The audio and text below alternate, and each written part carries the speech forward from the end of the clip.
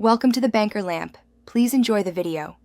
You start by assembling what matters: a controller, addressable lights or smart bulbs, and a clean audio feed.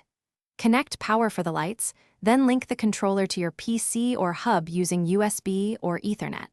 Once done, route the audio into the controller's input or set up a virtual audio cable on your computer.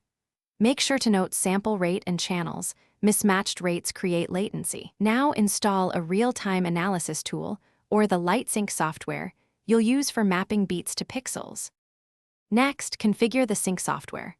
Select your audio source, choose the controller, and set a small buffer for low latency, about 64,256 samples.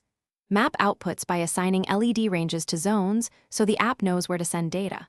Once mapped, open the FFT or band splitter and tune sensitivity per band. Bass reacts slower, highs quicker. Use built-in test patterns to confirm order and color.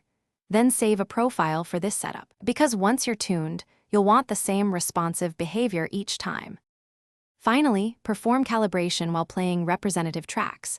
Observe timing and tweak per band thresholds and global gain until hits align with beats. If you notice drift, lower buffer size or enable hardware sync. If flicker occurs, increase refresh rate or check signal integrity. Make sure power supplies are stable and pixel order matches software mapping. Reversing order is a frequent error.